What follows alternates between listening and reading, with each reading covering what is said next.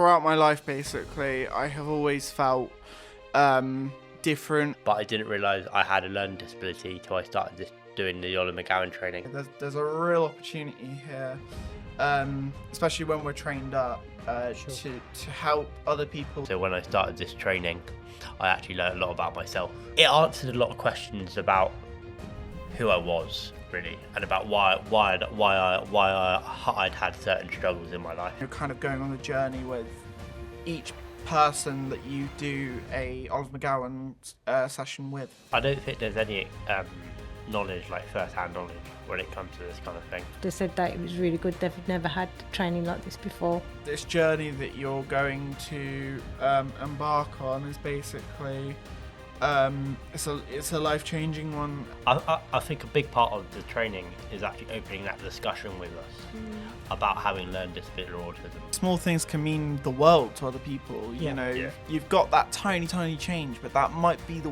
one thing that's ticking them off every morning. What little difference are you going to make for the people that you support? Thank you for campaigning for Oliver's training and on learning disability and autism, because it's actually opened up doors for many others.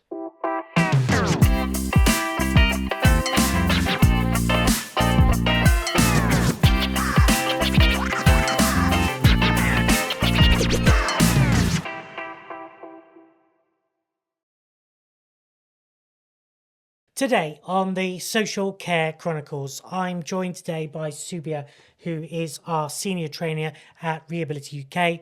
I'm also joined by Harry and by Luke, who are both experienced trainers because they have lived experience and they're working with us on the Oliver McGowan training. Let's get to know you both. So, Luke, if you can tell me a bit more about how you came to know about your diagnosis and how that's affected you in your life so far. Well, when I basically, throughout my life, basically, I have always felt different. I've not felt like everyone else. And for example, doing tasks, having daily motivation to do different things. I think I've known, or a part of me has always known that that there is something that is stopping me, like not just anxiety and stuff, but I think that I'm still waiting to get diagnosis, and it is really hard, but it's just trying to learn to live with it and to get better at kind of controlling it. Sure.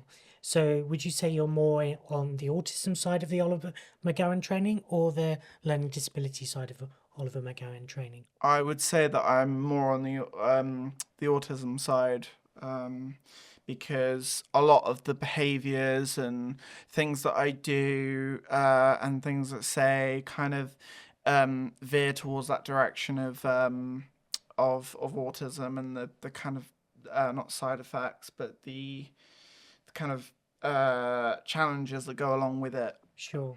And so in your journey so far, what sort of challenges do you have with your autism, and how's that affected you in your past?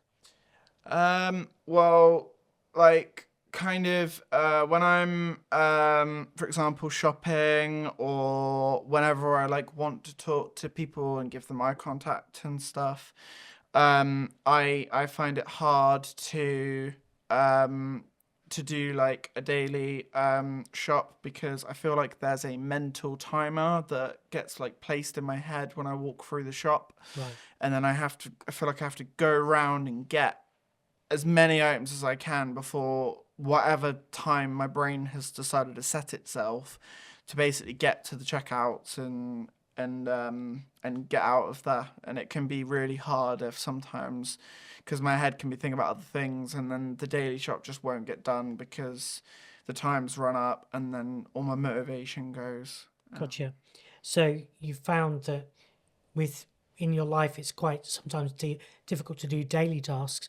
What other things have you found difficult? Have you had sensory overload or things similar to that? Yeah, I can get really overstimulated. For example, like I don't know if I had one case was when I was at my mum and dad's house. There was people doing work outside. There was my mum and dad talking in the kitchen. There was something on the TV.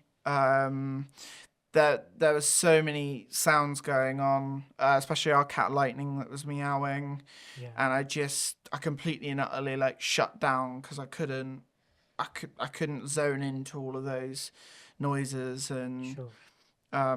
yeah. So there was literally too much happening for you at any one time. So now that you've got all this great lived experience of being going through what you've been through, how does that help you when you've decided to become a trainer with us here at Rehability UK doing the Oliver McGowan training?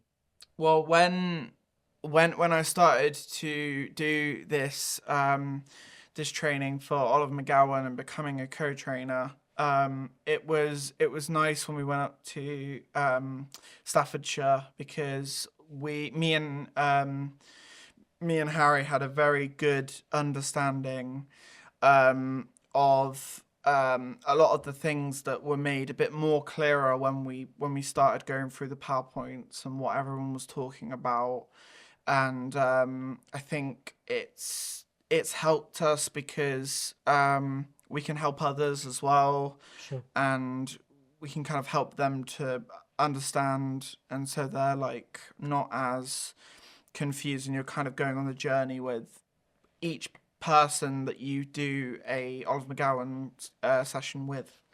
Fantastic. And Harry, so what about your journey? How was your early life, and what sort of diagnosis did you get that took you on your journey? Well, at the age of like 2.5 months old, I had a brain injury.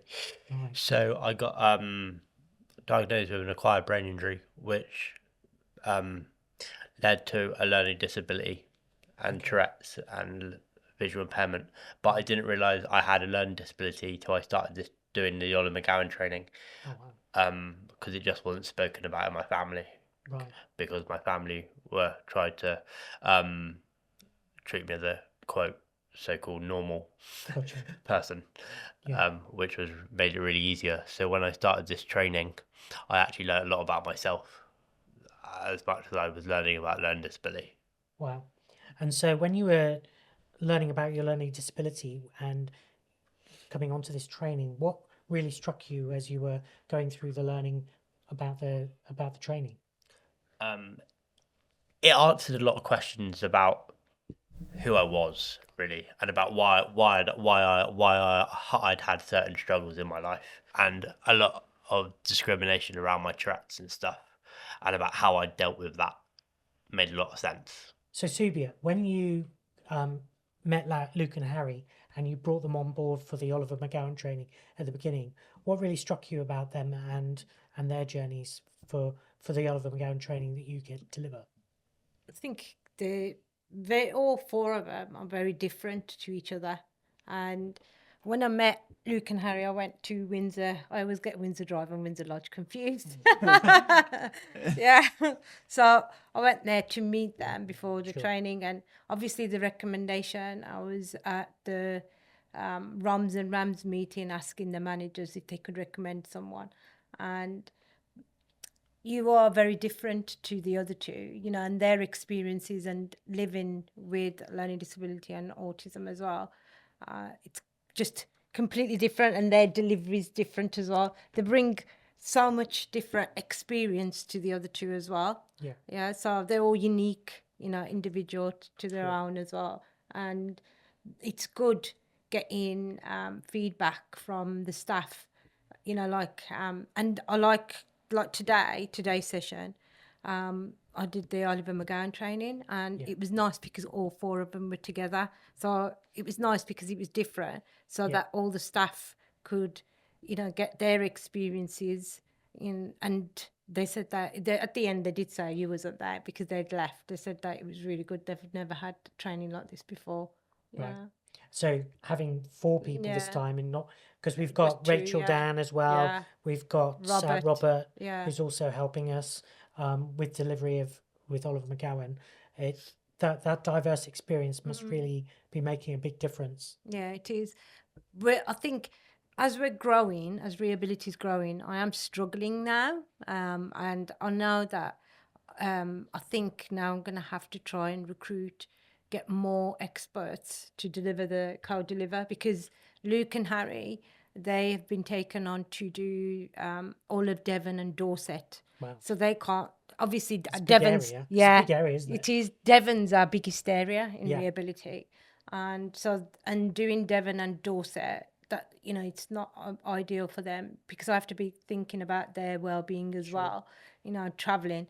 And for Rachel and Robert, at the moment, they were doing all West Midlands, Gloucestershire, and then for them to go all the way to London as well, like our services there, it's too much for them. Bit of a stretch. Yeah, so I'm going to have to. But now, we was lucky, as you know, in the first podcast, that I got funding from the local, my local authority. But if I do the lead trainer course, then I can train our own. Oh wow! As So well. you could actually yeah, step yeah, up the training. train them, yeah, and then that which is ideal. That's what I want to do way forward. And also now, I don't know whether you're going to come to it, but there's been some changes as well to the Oliver McGowan training as well now. No, tell me a bit more about those changes on the training. So from the Oliver McGowan now, it's now going to be quality assured.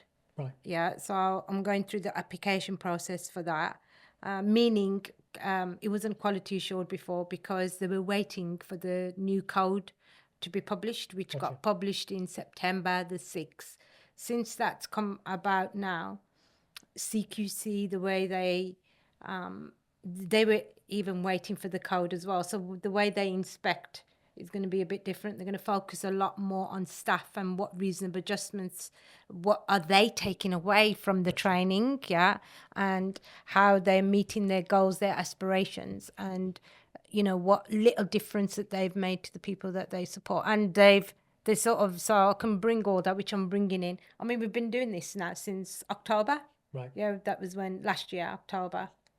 Yeah, October last year. Crazy milestone. Yeah. Yeah. So you've been busy, both of you sounds like you've been really busy. So. But I can say, yeah, because Devon's so far, obviously, because it's far for me as well, to travel there. But what I've been doing with the Devon, I give them more days, if you know what I mean, like to make it worthwhile for me when I go there. Yeah. So realistically, all the Devon services have all been done. So it'll only be like new staff, if there's new staff, top-up training. Top-up training, yeah.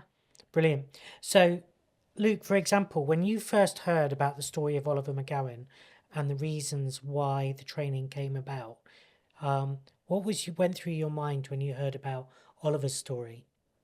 Well, I thought it was not right that obviously all of these professionals involved and all of these SWs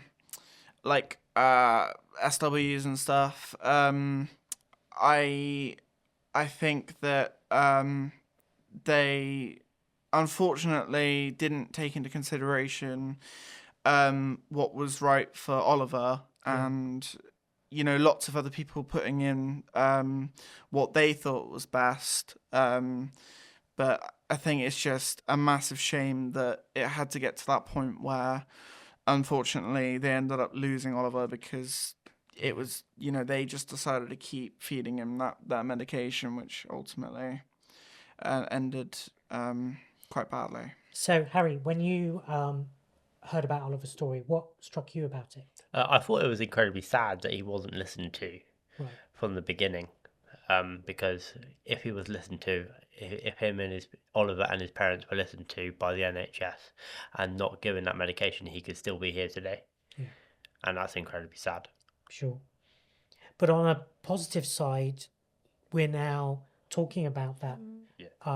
And we're now making sure people are aware of that story, and the training that you're delivering is hopefully going to change things for other people. How do you feel about that, Harry?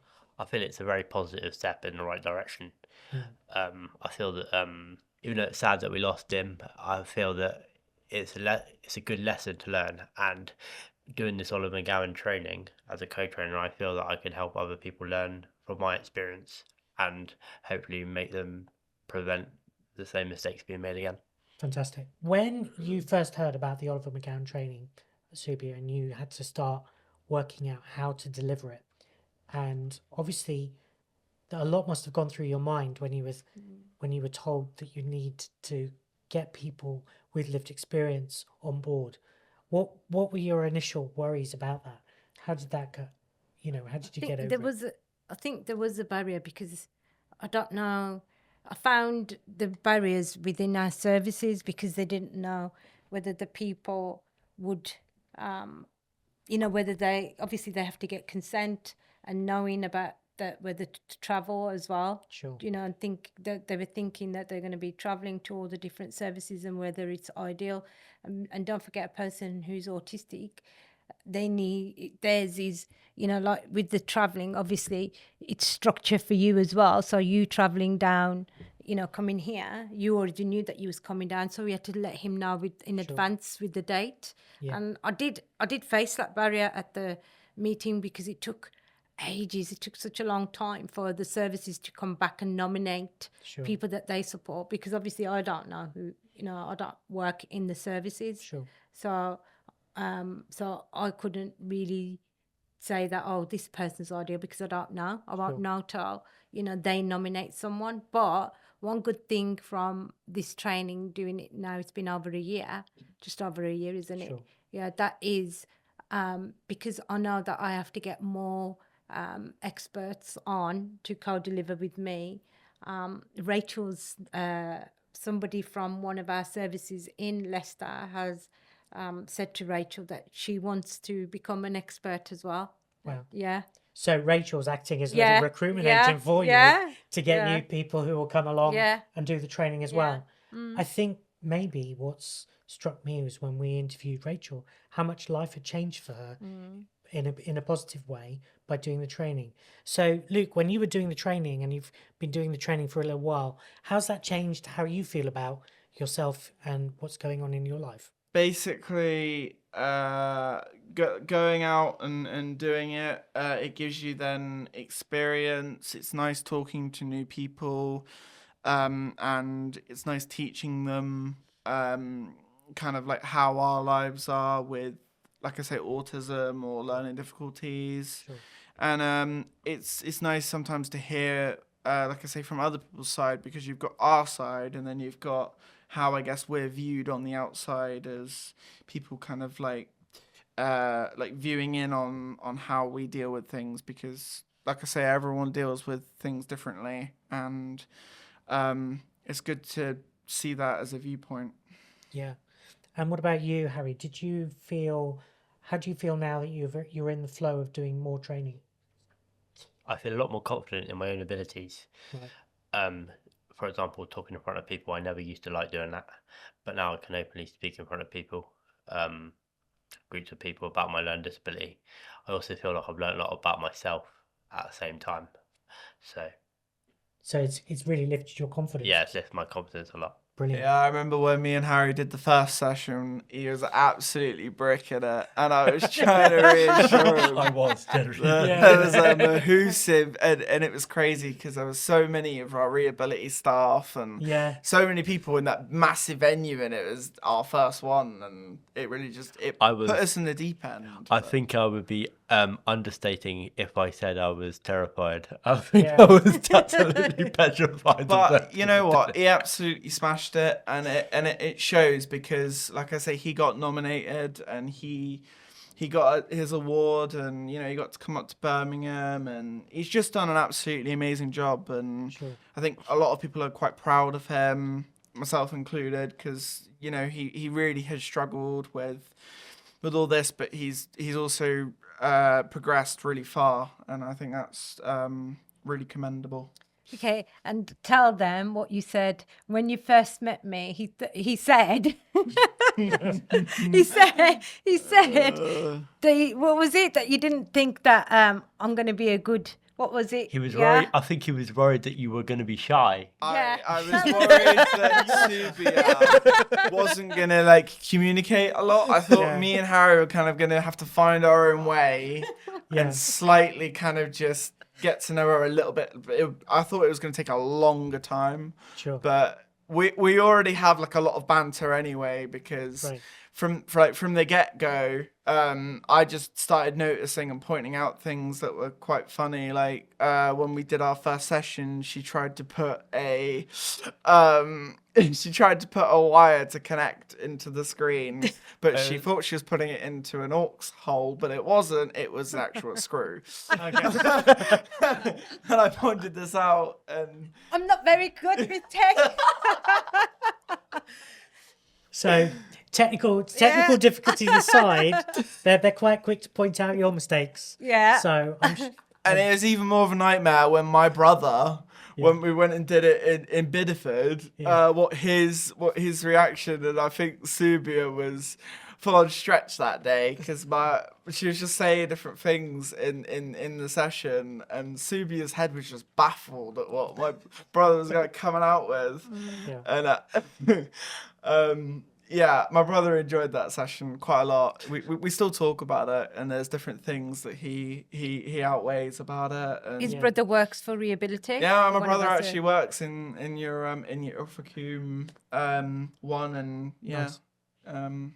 So it's a big family affair. So you're now training your brother on Yeah. everything to do with Oliver McGowan. He had no clue that I gave him a tad tip off about it, but I was like, I hope you enjoy your next one. And then he shows up, and I'm sat there with Harry, and I'm like, to I got you delivering for the the training. whole day, Josh.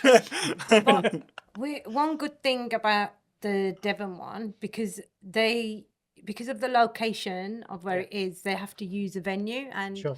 one of the venues, I think it was the local authority, their room, and I think they don't know this, but one of the managers emailed me after the training like probably a month later, and she said that I think whoever was at the local the council house there where we delivered the training, they must have been watching our training on the side or something, and they thought it was really good, so they've asked for my email address so that we can deliver to over Devon. Yeah. Oh wow! So Oh, you're that's actually going to brilliant. Yeah. so you're going to be doing extra training for the local authorities down in Devon.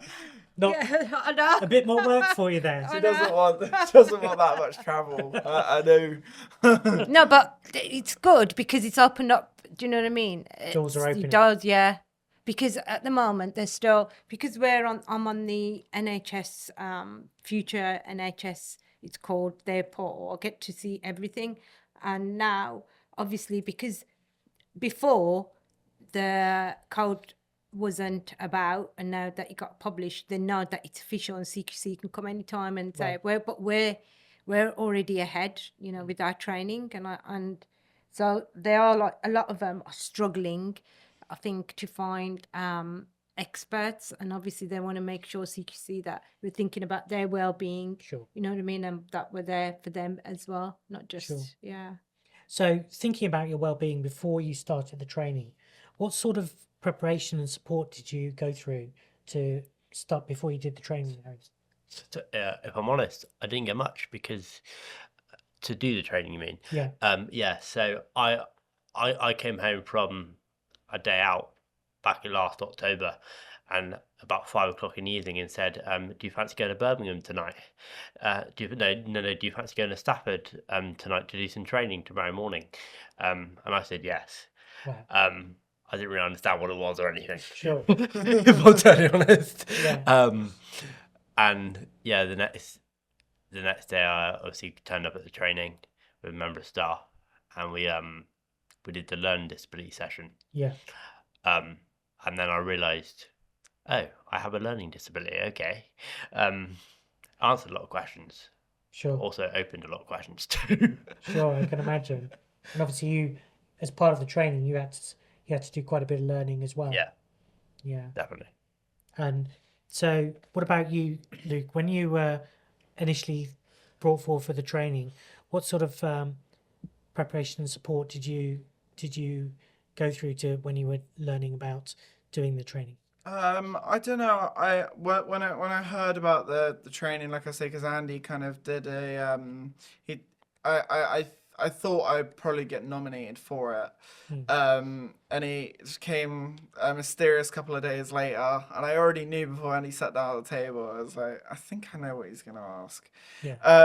And then yeah, he basically offered me the same thing, and then yeah, I asked him like what was it about, and he went into some detail about it. Kind of said that we'd be going up to Stafford to do this training, and when he mentioned about the autism and the learning disabilities and stuff, I thought, you know, there's a real opportunity here, especially when we're trained up Sure. to help other people that don't necessarily like know kind of what happened to Oliver. And I think it's really important to get that story out there so that so many people can then not make those same mistakes that the NHS did. Sure. I think that's a really important part of it. Yeah. The whole Oliver McGowan story is getting that story out there of learning disability and autism to make it more, make everybody a bit more aware of what, not what we suffer, but what we deal with on a daily basis. Sure. And so, talking a bit more about the things you've dealt with on a daily basis, in the training, it talks quite a lot about some of the barriers that you get put up when, for example, if you're going to a GP surgery and people may not look out for you in the same way. You know, what sort of barriers have you had in the past that have made life difficult for you? Lots of things I've had. Sometimes people don't seem to talk or want to respond because they think that you're being rude when you can't make physical eye contact. Sure. I feel like when I go into most shops and I ask for something, it seems like everyone is just rude. I don't know if it's just because I don't understand the social cues, but I feel like they're not necessarily happy and they kind of just want to rush me on with my order and then get to the next person. Yeah. And I don't know, it's like anxiety and stuff when I go to GPs, like coming out, I sometimes get knots in my stomach. So, and I'm really bad with like events, or I try not to be, but if someone says that we're gonna go do something and then it's something quite big, like if I didn't know that this podcast was like this a couple of months ago, and then they basically told us like you're gonna go up here, you're gonna do this, you're gonna speak. Yeah. I would massively find that hard because of how much like brain space that would then take up. Sure. And I don't know, just sometimes I get sensory overload like I've mentioned, and yeah, I don't know. It's So there's a lot of different things that can affect you at any one time. yeah. But I think what I enjoyed about the Oliver McGowan training was that you got personal insights from people. You got personal insights from the likes of Rachel Dan, the likes of Luke, the likes of Harry, and of course Richard there. And so for me, it's been a real eye opener to understand that, and also it's made me understand a bit more about how we work to support people.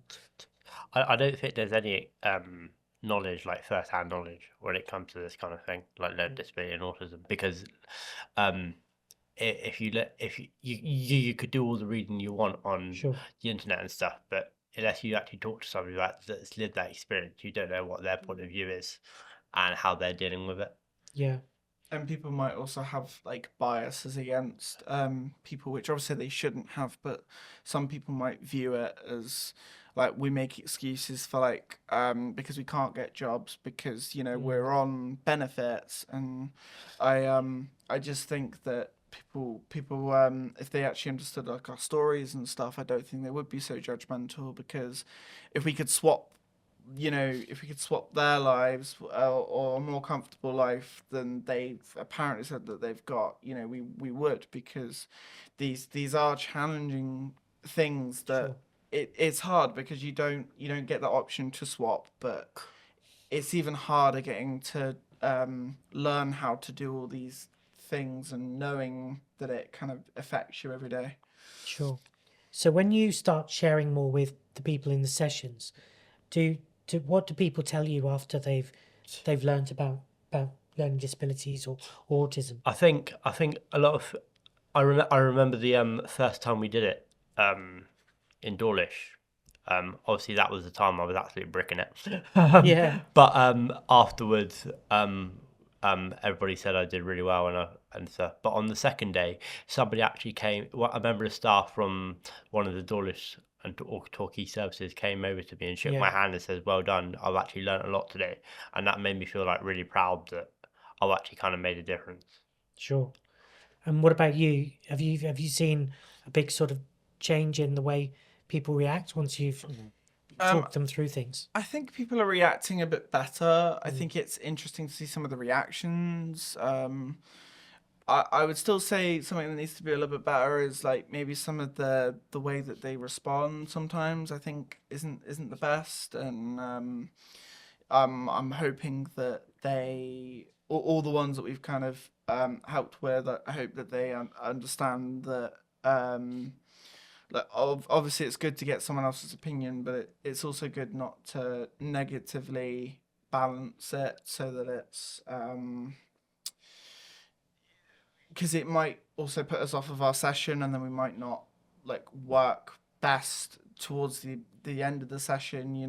It's always important to try and keep it neutral-ish. Sure. They do take the training very serious, Luke and Harry. Yeah. Yeah, they do, because it's not, I mean, we already work with LD and, people on the spectrum. So even though staff, should already have that experience of working with them, it's still good to do, to get your views and everything as well. Do you think am I allowed to ask him? Yeah, absolutely. Yeah. Oscar, Like after the training, do you think that, especially in your area, Devon, do you think the staff they've made like a good, an improvement, with whatever they're doing, in their jobs? Yeah, I think staff are more. I think a big part of the training is actually opening that discussion with us about having learned disability or autism. Right.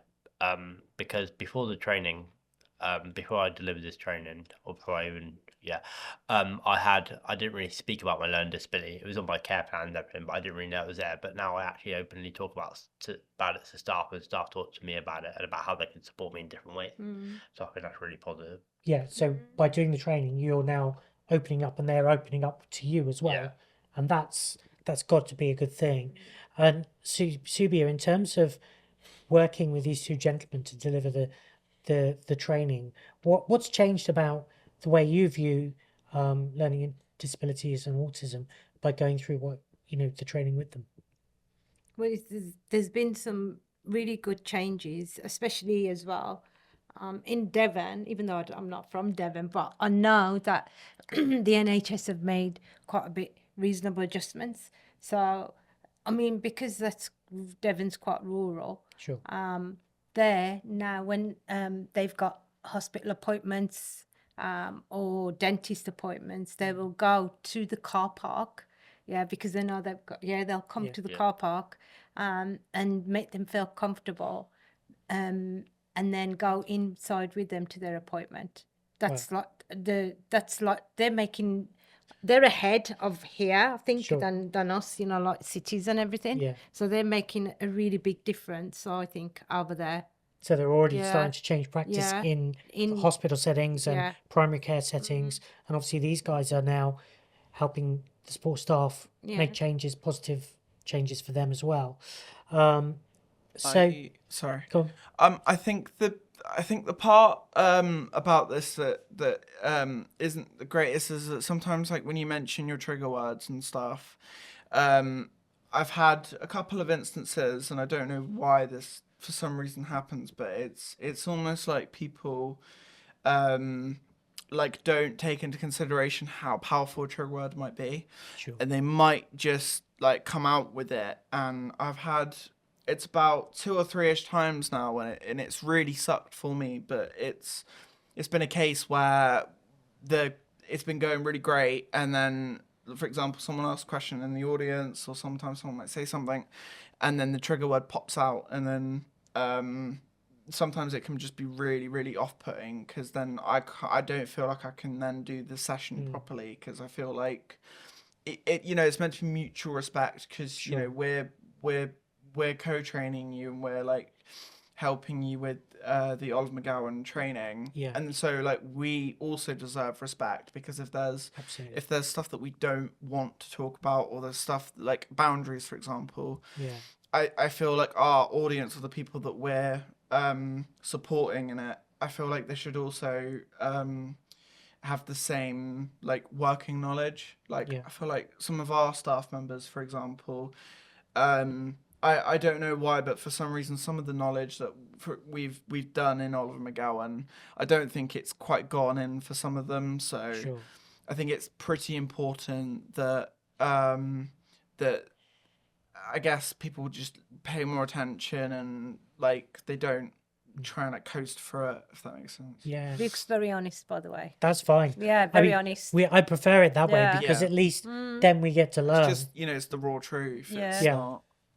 And that's important, because I think with that truth and your truth and the truths of your shared experience, I'm sure you've now been able to use this role to help others. Have you been able to help others with learning disabilities and autism around you and in other places? So I think doing the Oliver McGowan training has obviously, as I said, helped me understand my learning disability, but it's also helped me understand other people's learning disability as well, and like how everybody with learning disability or autism is different. Sure. So, for example, I have a learning disability, so I might do one thing, but somebody might do exactly the same thing, but in a different way. Yeah. And I've realised that that's not just learning disability, but that's everybody as part of life. Yeah. And I feel it's really important to understand that. Sure. And so, Subia, how's the training now starting to impact other people that we're now delivering training to? So how's it impacting the staff, and what do you see happen in the room when these gentlemen start talking about their experiences? I think they're very engaging, especially in all of the areas when we've delivered the training. But Luke's very honest, so if he knows, we need to put boundaries. Yeah, so obviously it's not fair on them. They've come to deliver training, and then even when I say the ground rules to put the phone away, and only like managers and that. But my question to them is, obviously it's the end. I say, what difference are you going to make now? What changes? It doesn't matter even if you've worked in the sector for years and years like me, but that little difference, that's what CQC want to see. That what goals, aspirations, what you're doing differently. It's okay doing the training, and getting their experience, you know, them living with LD and being on the spectrum. But what little difference are you going to make for the people that you support? From this, what goals and aspirations, even if you can't have a sensory room. This is what I say to them. Even if you can't have a sensory room, you can have a sensory box. You can even have, like, in your service, it's only like a 1-bedroom flat, you can put like a bell, and then soft toys on the wall, so when they're walking past, so these are just some of the things. And so then it opens up avenues for them, and they think out of the box, thinking, oh, okay, the ways in which you guys can be helped, and others can be helped with their looking after. So it is sinking in, and I've told them that, you know, it's going to be all on you. So, you know, and what are you doing different? Doesn't matter, even if they don't have capacity. What from the training, what you're taking from it, what you're going to do different. So they do, because I asked all of them at the end, and they do always say with the Oliver McGowan training, because it's not just me, and I don't want to do all the talking, so it's about them. So they, you know, so it should. And Luke is very honest. He'll call me up and say that now that they've done the training, but have they put it into practice? They see this where I don't, Yeah. because obviously I walk course. away. Yeah, I've- after I've- training. Yeah. Sorry. okay. I think it's really important to remember, like, and like it's very easy to forget that small changes make big differences Right. in life. And like with the support we receive, it's like a tiny thing. Like, for example, I for the first year and a half I lived at Windsor Lodge, Sure.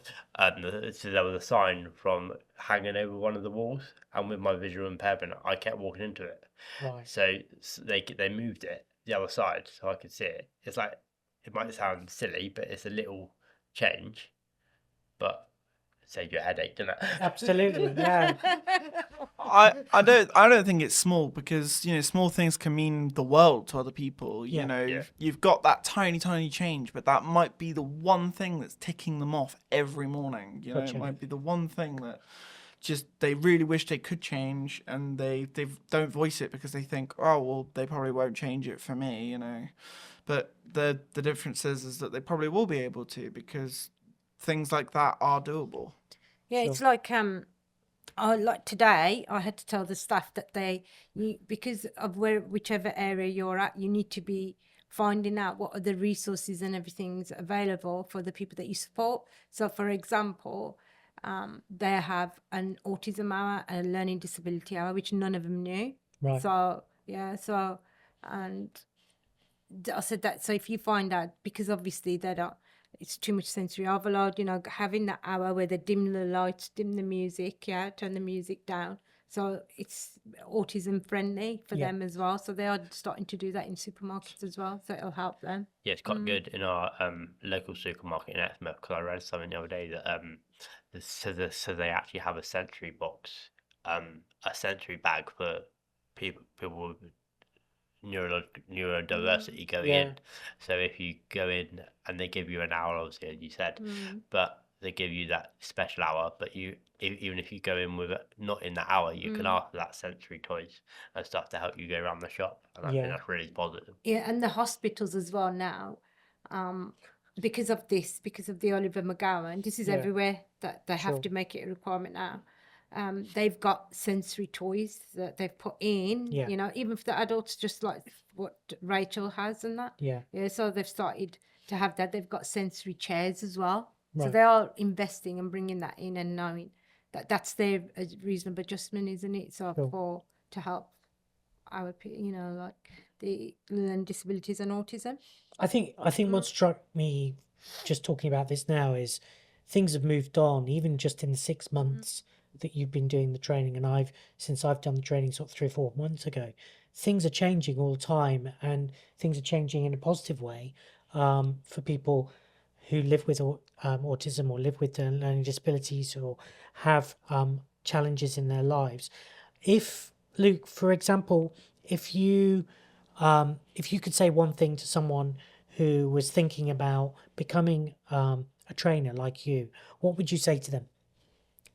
I would say that this journey that you're going to embark on is basically it's a life-changing one, and there is so many we could do with, or it would be nice to have a lot more co-trainers, because then we can deliver more training and we can get more people to understand all of the changes, all the things that we're trying to do to get the NHS to make those reasonable adjustments for people. Sure. To understand what it is like, and the impact that we're making to a lot of people. Brilliant.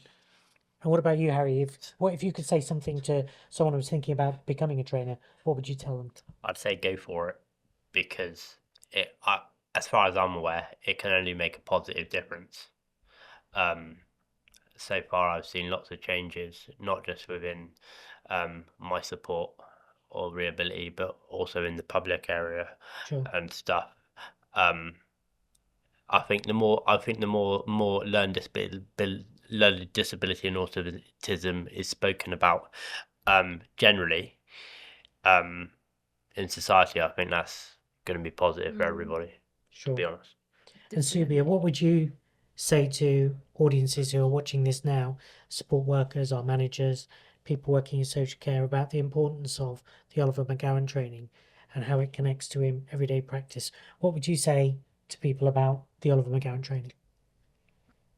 Well, I think it's not just about, it's not putting the PowerPoint on, and just learning. It's getting their experiences. That's the main difference. And seeing them smile, I like as well, because obviously you talk about your own experience and what you're doing, and what's going on in their service. And then you talk about architecture. Yeah, he's very good at architecture. Same with Rachel and Robert, what difference that they've made, from where they was now, and then public speaking. Also, some of the changes that I want to make as well with all training, going forward as well, but especially with the Oliver McGowan, which obviously I'm going to call both of you to Devon, on the end video where I play MenCap, where we end the learning disability session, I've asked already from the Devon side, obviously Luke and Harry, and then some others as well, and we're going to make that video with them Perfect. at the end, that end it on a positive note. And then I think that's a brilliant idea. brilliant, I love that. Because it brings it a bit more like closer and personal, because not only then you're hearing our responses and reactions to things, but then you're seeing that video at the end, which should hopefully it should hopefully make an impact. And I think what's striking about everything you've told me is that these small changes make a massive difference. So the small changes in the workplace, the small changes in shops, the small changes at hospitals, the small changes in the way everything's being laid out in a home and where you live, all of those things add up to a better life.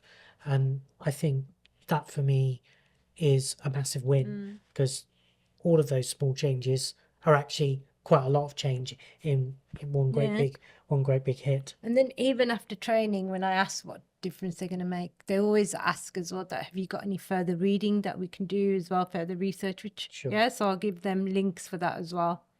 So that's helping them just to broaden their horizons as well, so they know that what they're looking for, and ensure that they're meeting the people that they support, their needs as well. So if you could say one thing, Luke, to Oliver McGowan's family, as a result of the training you've been on and the things that you've learned and the things you've done, what would you say to Oliver McGowan's family right now? I really just I'm really sad about the loss of Oliver. His life has unfortunately been taken away as a result of the failure of the NHS, and we really hope that not just me and Harry, but we hope that all the other co-trainers and people who we go on to train about this hopefully bring about the awareness, and hopefully in the NHS never ever do this again. And if you could say one thing, Harry, to Oliver McGowan's family, what would it be? I'd say it's very sad that you lost Oliver, but at the end of the day, thank you for campaigning for Oliver's training and on Learning Disability and Autism, because it's actually opened up doors for many others. Brilliant. And on that, I can't really say anything more, but thank you so much, Luke. Thank you so much, Harry. Pleasure for having us. Pleasure. Thank you. Great. Thank you.